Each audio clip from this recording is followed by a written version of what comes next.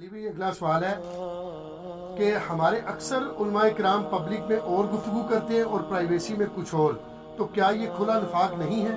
کیا ہمارے علماء اور عوام منافق نہیں ہیں؟ کیا یہ کھلا تضاد نہیں ہے؟ بالکل ہے.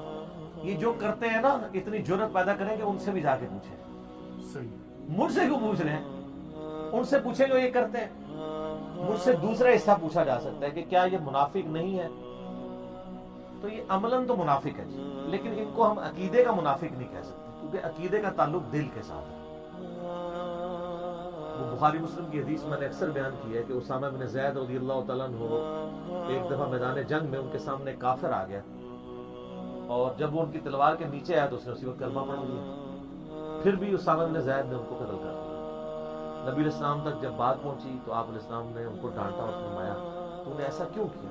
انہوں نے کہا یا رسول اللہ اس نے ڈر کے کلمہ پڑھا تھا. آپ نے فرمایا تو نے اس کا دل چیر کے دیکھ لیا؟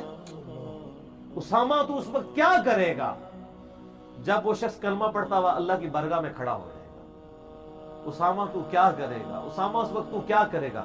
یا آپ علیہ السلام اس بات کو ریپیٹ کرتے تھے، حتیٰ کہ سیدنا اسامہ کہتے ہیں مجھے خواہش ہوئی کاش حضور خاموش ہو. وہ ٹینس ہو گئے نا اس حوالے سے. اسی طرح کا ایک واقعہ خالد بن ولید کے بارے میں صحیح بخاری میں آتا ہے، اس سے بھی اس طریقے سے قتل ناحق ہو گیا تھا.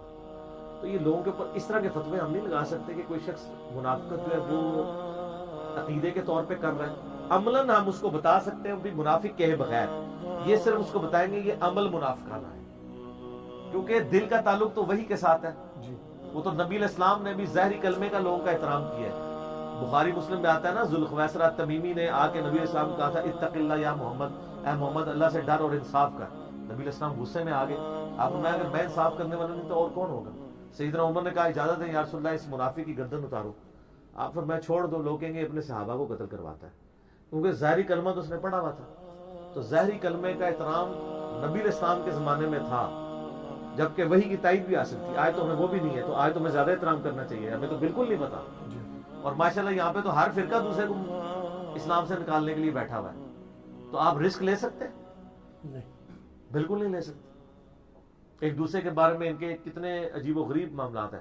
البتہ آپ یہ ترغیب دلائیں گے کہ یہ عمل جو ہے نا وہ منافقانہ ہے. اس ٹرم کو بھی سمجھ لیں. ایک ہوتا ہے اعتقادی منافق جو عقیدے میں منافقت رکھتا ہو، یعنی اندر سے کافر باہر سے مسلمان، وہ آج کی ڈیٹ میں کسی کو نہیں ہم کہہ سکتے.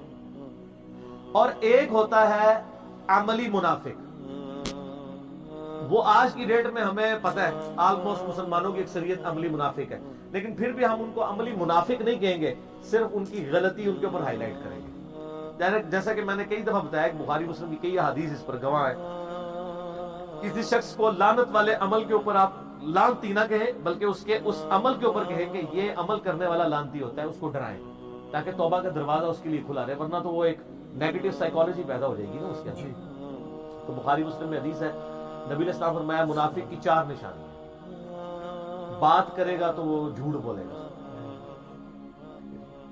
امانت رکھی جائے گی تو خیانت کرے گا، اسی طریقے سے کبھی معاملہ والا کسی کے ساتھ ہوگا معاملہ تو وہ گالی گلوچ کے اوپر اتر آئے گا. تو یہ والی خرابیاں تو ہمارے مسلمانوں کے ہاں پائی جاتی ہیں. معاملے میں گالی گلوچ کے اوپر بھی اتر آتے ہیں، امانت میں خیانت بھی کرتے ہیں، جھوٹ بھی بولتے ہیں. عملاً مسلمانوں کی اکثریت اس وقت منافق ہے. عملاً منافق، اعتقاداً نہیں. اعتقاداً مسلمان ہی ہے، لیکن عمل کافروں اور منافقوں والا ہے.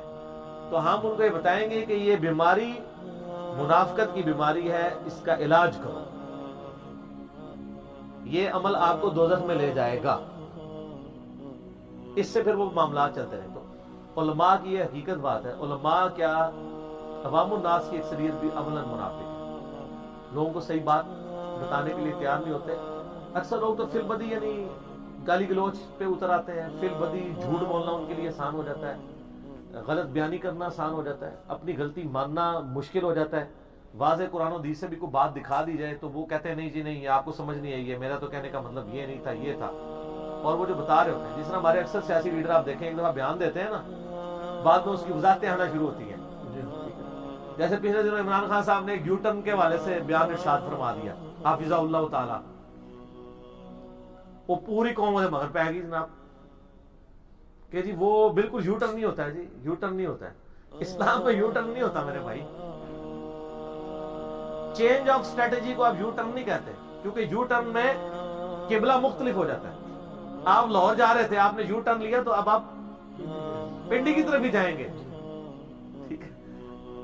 चेंज ऑफ स्ट्रेटेजी से आप रास्ता बदलते हैं, लेकिन लाहौर वाला लाहौर ही जाता है, दिल्ली नहीं पहुंच जाता, उसको यू टर्न नहीं कहा जाता। यू टर्न तो होता है बिल्कुल अपोजिट स्ट्रेटेजी आपको अपना लो। लेकिन वो कुछ लोग कहते नहीं जी इस लफ्ज आप समझे नहीं, इसका मतलब ये था, उसका मतलब वो था। अल्फाज का चुनाव गलत हो जाता है, पीछे वाले उसको डिफरेंट करना शुरू करते हैं।